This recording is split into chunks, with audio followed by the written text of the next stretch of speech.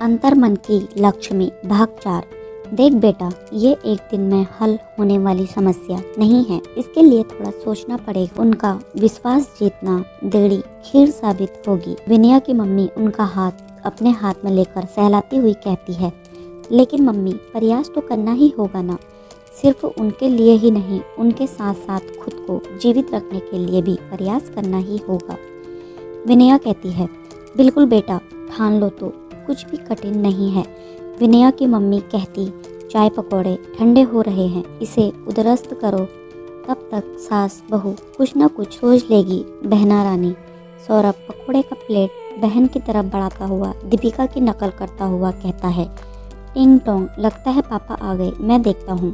दरवाजे की घंटी के घर में गूंजने पर सौरभ कहता है, विनया बेटा, तुम कब आई? अपना लंच बॉक्स बैग वही टेबल पर रखते हुए श्याम जी खुश होकर कहते हैं, दोपहर और शाम के बीच की जो बेला होती है ना पापा, उसी समय आपकी बेटी का घर में पदार्पण हुआ।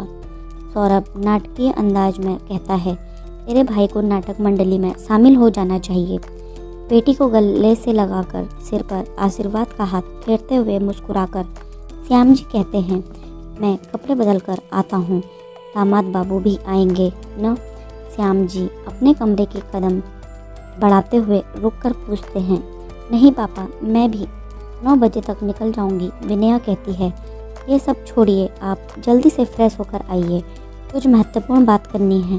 श्याम जी बेटी से कुछ और कहते पूछते उससे पहले पत्नी संध्या कह उठती है, हाँ मुश्किल तो है। देखो बेटा, पहले एक काम करो, उन्हें स्पर्श की भाषा द्वारा अपना प्रेम दर्शाओ। किसी को अपनी ओर झुकाने के लिए पहले खुद झुकना होता है, और एक अच्छा पहलू ये है कि तुम इसके लिए तैयार हो।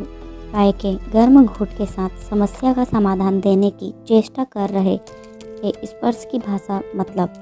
मैं समझी नहीं पापा। विनया सील से ब्यौरा चाहती थी।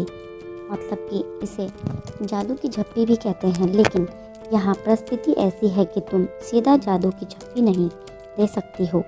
तो मेरी डार्लिंग बेटी, जब तक उन्हें स्पर्श करना, जैसे कुछ बोलते समय अचानक उनका हाथ पकड़ लेना, कोई उन्हें कटु वचन बोल रहा हो तो उनके बगल में इस तरह खड़े होना कि उन्हें तुम्हारी छुअन महसूस ही नहीं हो, वरना तुम किसी भी परिस्थिति में उनके साथ हो, इसका एहसास समधन जी को होता रहे।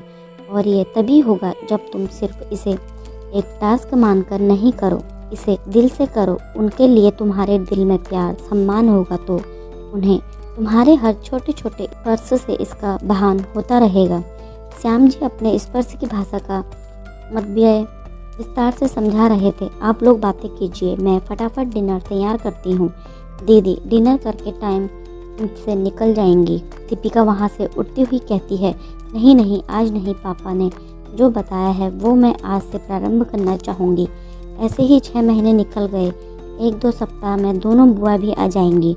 उससे पहले माँ को इतना आश्वस्त तो जरूर कर दूंगी कि I am always with her. Deepika को हाथ पकड़कर बिठाती हुई विनया कहती, देख बेटा, ये कई दिनों की जमी हुई बर्फ है, पिघलने में कितना समय लगेगा कहना मुश्किल है। जब जहाँ जैसे तुम्हें हमारी ज़रूरत होगी, हम तुम्हारे साथ खड़े हैं। फिर तुम्हारी छोटी वाली बुआ भी तो तुम्हारे साथ है, इसलिए घबराना नहीं। प्राउड ऑफ यू बेटा। श्याम जी अपने भावुक हो गए स्वर और अश्रुपूरित नेत्रों से बेटी के सिर पर हाथ फेरते हुए कहते हैं, जी पापा, इसलिए तो इस मुश्किल घड़ी में मुझे आप लोगों की ही याद आई और मैं दौड़ी चली आई। पापा के कंधे पर सिर रखती हुई विनया कहती है, चल झूठी, तुम तो मम्मी के लिए दौड़ी दौड़ी आई। सौरभ चिढ़ाता हुआ कहता है, जी क्या अंतर मम्मी और माँ में? भाभी बताइए, है क्या कोई अंतर? विनया दीपिका को जज के पोजीशन में बैठाती हुई कहती है, इनके लिए हो तो हो, हमारे लिए तो नहीं है। हमारी मम्मी ने हमें अच्छे संस्कार दिए हैं। दीपिका विनया द्वारा पूछे गए प्रश्न का उत्तर देती संध्या के बगल में जगह बनाती हुई जाकर बैठ गई। संध्या के एक और बेटी विनया और दूसरी ओर बहू दीपिका बैठी थी, और संध्या मन ही मन दोनों की नज़र उतार रही थी। ये सही है, जब से ये आई है मैं तो बाहर वाला हो गया हूँ। कहाँ पहले सिर्फ मेरी मन मर्जी चलती थी, मेरी इच्छा सर्वोपरि थी। क्या दिन थे वो। छत की ओर ताकता सौरभ यादों के समंदर में खोने का अभिनय करता हुआ कहते, अपने पति को एक्टिंग क्लास क्यों नहीं ज्वाइन करा देती हो दीपिका बेटा। उसके बाद 4 पैसे घर आएंगे, सब्जी भाजी का इंतजाम हो जाएगा। श्याम जी भी बेटे की तरह दीनहीन की तरह बोलते हैं। आप दोनों को ही एक्टिंग क्लास की आवश्यकता है। आपको तो ज़्यादा ही ओवर एक्टिंग हो जाती है। आपकी संध्या आंखों में अपने हंसते खेलते परिवार को समाती हुई कहती है, हे प्रभु, अगले जन्म मोहे बिटिया ही कीजो। सौरभ टीवी शो को उदार के रूप में व्यक्त करता हुआ कहता है, बेटी विदा करके बेटी लाने का सुख है ये तुम नहीं समझोगे। दोनों के गाल प्यार से थपथपा कर संध्या कहती है, आह कितना मनोहारी दृश्य है, एक पिक्चर तो बनता है। श्याम जी विनया और दीपिका दोनों को संध्या के कंधों पर सिर टिकाए देख कहते हुए मोबाइल निकालकर खड़े हो गए।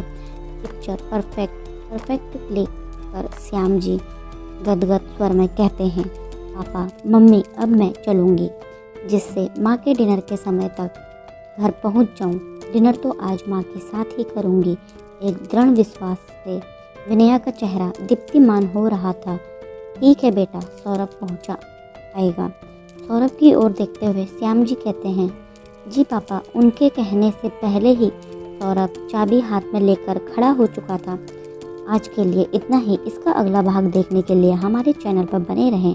और हाँ, हमारे चैनल पर नए हैं तो चैनल को लाइक शेयर सब्सक्राइब करना ना भूलें। धन्यवाद।